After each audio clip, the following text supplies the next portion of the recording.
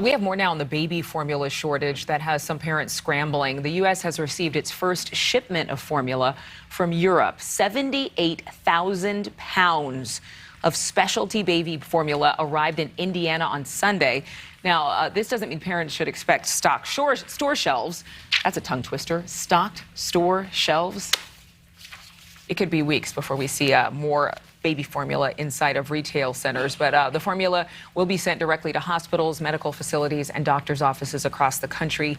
Other cases of formula will be released into the supply chain once standard quality testing is completed.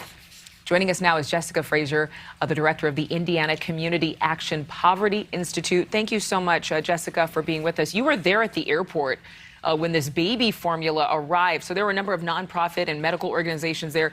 Speak to how much these shipments could actually help families your organization serves. Absolutely. Indiana's 22 community action agencies serve families all over the state. We help with WIC and Head Start and Healthy Families, and we have food pantries, and we have seen families really struggle. Our workers at our community action agencies have spent days and days calling stores, trying to find formula for families and trying to connect them. So we feel it keenly that this formula is needed, and we're excited that it's on the way. My mom, my youngest brother, I'm one of 7 kids, he was in Head Start. And I can only imagine what it was like if formula was in a short supply when my mom had little kids. But I know it's going to meet some immediate needs. But Secretary of Agriculture Tom Vilsack was at the airport. Did he have anything to say about any long-term solutions to this formula shortage? He did. When he spoke to the press, he made comments that, you know, the administration is doing a lot to try to have this be just the first step in many steps.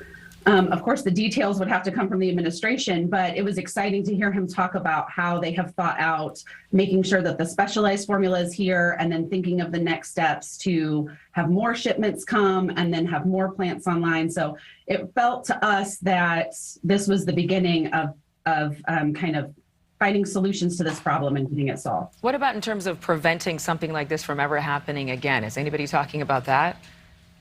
The secretary made remarks about that. I apologize that I'm not 100% sure exactly what the plan is. So I think that's an administration question, but it definitely felt to us in the room that day that that they have this underhand, that they're working on it, and that they hear from us. I will say that Secretary Vilsack spoke to a colleague of mine from Community Action of Greater Indianapolis, and he spent a lot of time speaking to the parents that were there that day, and it just felt good to have him there and have him talking to all of us in the field here in Indiana that are doing hunger relief work and poverty work. Yeah, and not to put you on the spot ever, but you were there in the room, so I wanted to make sure I asked you a couple of questions, but speak to maybe how families are responding. I mean, we say these big numbers, we say that it's hard to find it at the store, but how is it impacting specifically moms and dads that you serve on a daily basis? And how fearful have people been that they can't get the formula their babies need?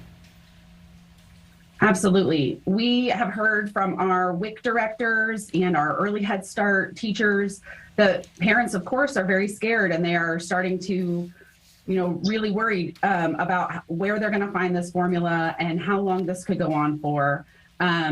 I know that there's some challenges sometimes with the specialized formula because sometimes it requires a prescription, and so that can cause our providers and our families to scramble, especially if they have to try to swap it out for something else. So certainly it is a very stressful time. The parents who were in the room that day spoke a lot more eloquently about how terrifying it is and desperate feeling it is to not be able to feed your child, especially for us in community action, where many of our low-income parents are working service sector jobs.